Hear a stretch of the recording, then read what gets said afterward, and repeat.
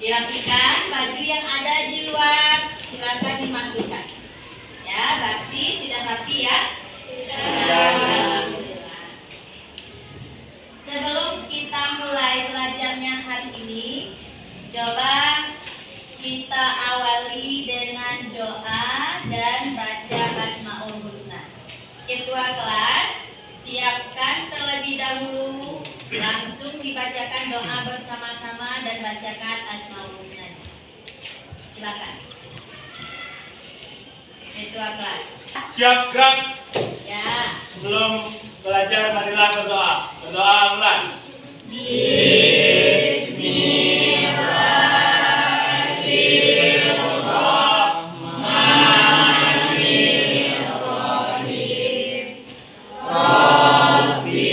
Mari bersama-sama membaca Asmaul Husna.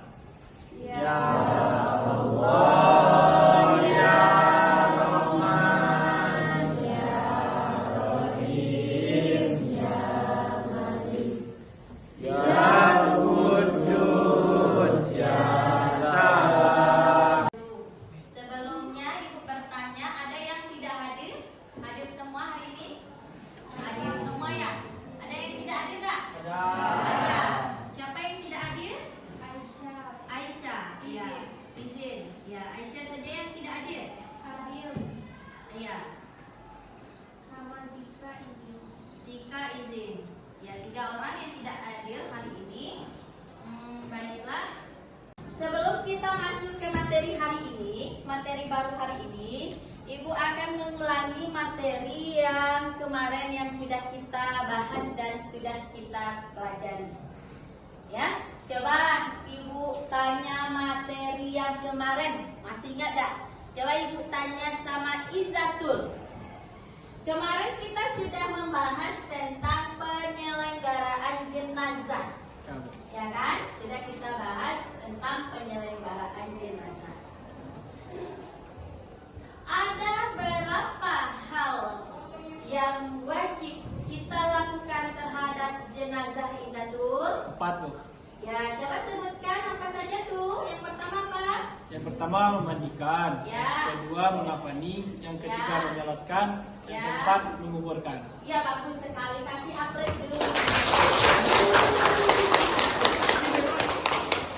Kemudian, coba Pina. Pina, apa hukum penyelenggaraan jenazah kemarin, Pina? Fardu kifayah, Bu. Ya, bagus sekali. Kasih aplaus untuk Pina. Maksud dengan fardu kifayah tuh? Kewajiban yang ditujukan untuk banyak orang, tetapi apabila sebagian orang saja yang mengerjakannya, maka kewajiban tersebut sudah terlaksanakan. Ya, bagus sekali. Devri, tanya terakhir kali ini. Si Devri ini. Ya, Dev? Ya, Bu. Ah. Mana nih si Devri? Ya, si Devri. Coba Devri jelaskan itu rukun sholat jenazah. Nah, pertama apa? Ya, Ya, bagus. Yang kedua? takbir 4 kali. Ya, bagus. Ketiga? Membaca Al-Fatihah. Ya, bagus. 4? Membaca salawat Nabi. Ya, bagus. 5. Membaca doa pertama. Ya, bagus. 6. Membaca doa terakhir. Ya. Terakhir salam. Ya, bagus sekali. Kasih aplaus. Artinya pembelajaran yang kita bahas minggu kemarin sudah terlaksana dengan baik. Berarti hari ini kita bisa melanjutkan pembelajaran atau materi baru pada hari ini. Ya, sebelum materinya Ibu bahas hari ini, ada baiknya siswa-siswa Ibu memahami terlebih dahulu. Apa itu, Bu? Tujuan pembelajaran kita pada hari ini. Ya, yaitu materinya tentang perkelahian pelajar minuman keras dan narkotika. Sebelum kita masuk materi, peserta didik itu harus memahami tujuan pembelajarannya. Apa itu tujuan pembelajarannya? Yang pertama itu adalah peserta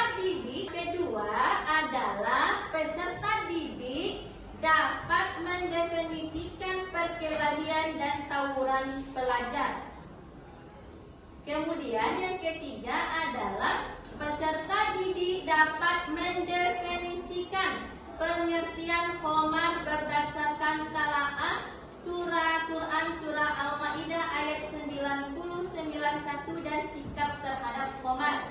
Yang keempat, tujuannya adalah peserta didik dapat menjelaskan narkoba ditinjau dari Islam, narkoba ditinjau dari buku Indonesia, pengertian berbagai jenis narkoba yang disalahgunakan atau penyalahgunaan narkoba, dan pencegahan penyalahgunaan narkoba. Ini tujuan pembelajaran materi kita pada hari ini yang harus kita pahami bersama. Kemudian sebelum ibu masuk ke materinya nih, sebelum ibu masuk ke materi, coba ibu minta kita bagi kelompok terlebih dahulu. Duduk per kelompok terlebih dahulu, coba. Duduk per kelompoknya ya, tuh mejanya. Nah, yang sudah ibu bagi kelompoknya kemarin. Coba bagi kelompoknya, duduk per kelompok coba. Kelompok 1, ini gambar 3.1, kelompok 2 3.2, kelompok 3 dan kelompok 4 tidak. Silakan kelompok 1. Mana kelompok 1? Siapa yang mau menanggapi dia? Silakan. Silakan Fania. Kita tidak boleh terlibat dalam perkelahian antar pelajar karena akan menyebabkan merugikan diri sendiri dan orang lain. Ya, bagus sekali Fania. Kelompok 1 Ya, Bu. ya, yang diwakili oleh Fania. Ya, itu gambar 3.1. Mana tuh 3.1 tuh? Dia takut ya. Ah, itu dia. Bagus. Tepuk tangan untuk kelompok 1. Silakan kelompok 2 menanggapi gambar 3.2. Nah, silakan kelompok 2 tanya nih.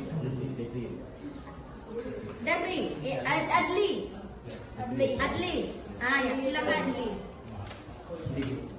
Ya, boleh berdiri. Gambar 3.2 ya. Ya, silakan. Kita harus menjauhi pas. Ya, bagus sekali. Kasih aplaus untuk kelompok 2. Jadi gambar yang kedua itu artinya kita harus menjauhi minuman keras dan narkoba.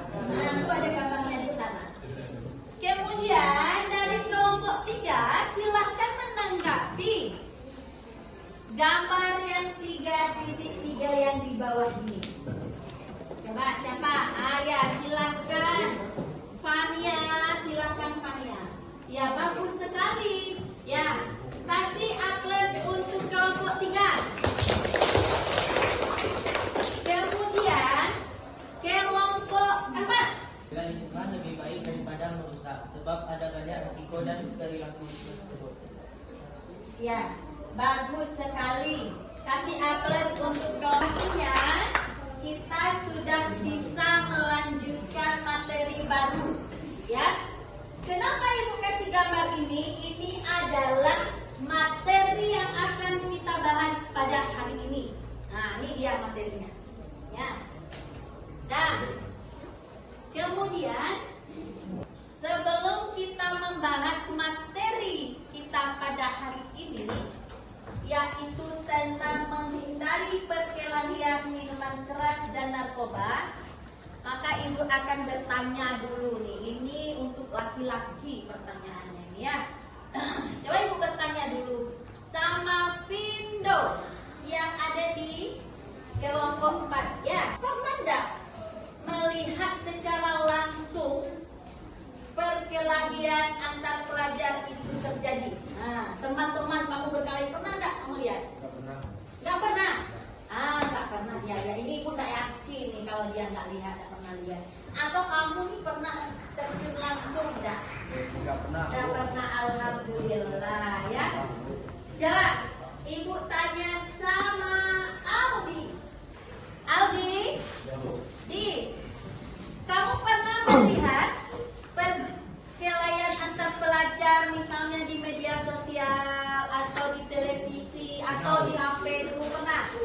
Pernah. Apa yang kamu rasakan ketika kamu melihat hal itu, Di? Ja, takut. Ya bagus, harus takut, Di. Apa yang terjadi itu ketika itu, Di? Apa yang terjadi itu ketika terjadinya perkelahian itu? Apa yang terjadi itu di sana tuh? Hah? Merugikan diri sendiri loh. Apa? Merugikan diri sendiri ya? Ya. Kenapa merugikan diri sendiri? Karena terjadi perkelahian, ada yang bertumpah darah, kemudian ada juga sampai meninggal, sampai cacat, kan gitu. Maka Aldi takut melihatnya. Ketika kita punya rasa takut, maka kita bisa menghindari dengan diri kita. Saya tak mau berkelahi ini karena saya takut, kan gitu. Benar ya, Di? Nah, perhatikan. Di sini sedang kita ibu siapkan. Saya perhatikan di depan. Namun perkelahian adalah suatu bentuk tindakan kekerasan, ya, atau agresi yang dilakukan oleh suatu kelompok pelajar dengan kelompok pelajar lain yang berusaha untuk menyingkirkan pihak lawan dengan menghancurkan atau membuat pihak mereka tidak berdaya. Itu adalah perkelahian. Jadi ketika adanya perkelahian itu, maka tidak ada rasa ampun di sana tuh. Kenapa demikian? Karena orang yang berkelahi, orang yang tawuran itu antara kelompok A dengan kelompok B, maka mereka bertujuan untuk menjatuhkan pihak lawan mereka masing-masing. Ya, mereka ingin sayalah yang pemenangnya nih. Pihak lawannya ya dijatuhkan dengan cara menonjok temannya, memukul dan kekerasan lain-lainnya. Ya, maka orang yang tawuran atau berkelahi ini atau perkelahian ini sering sekali terjadi hal-hal yang tidak kita inginkan, seperti berdarah, cacat pada anggota tubuh kita. Maka ketika perkelahian ini terjadi, artinya itu adalah hal-hal buruk akan terjadi pada kita. Kenapa demikian? Karena ketika kita melakukan perkelahian, baik itu di sekolah maupun di luar sekolah, maka tidak ada hal-hal baik itu akan terjadi, pasti buruk. Contohnya seperti apa? Kalau kita berkelahi di sekolah, buruknya untuk sekolah, buruknya untuk kita juga. Contohnya buruknya untuk sekolah, sekolah jadi hancur, kaca hancur, nama baik sekolah tercemar, ya, meja ini hancur. Kenapa?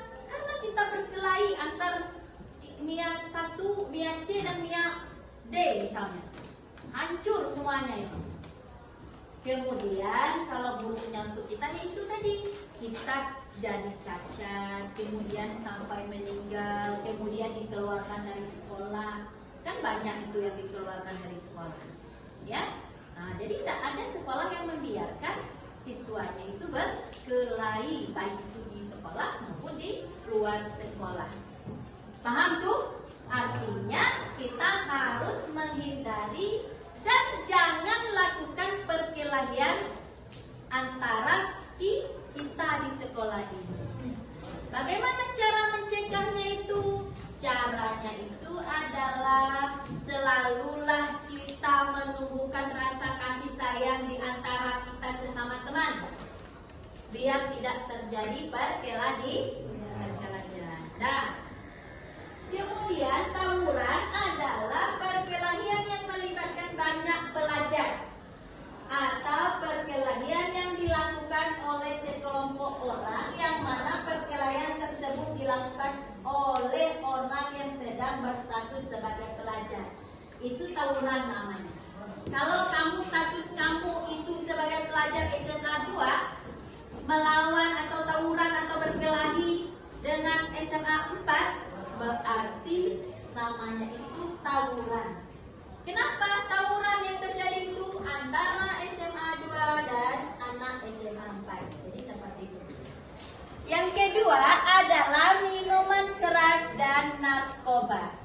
Ya.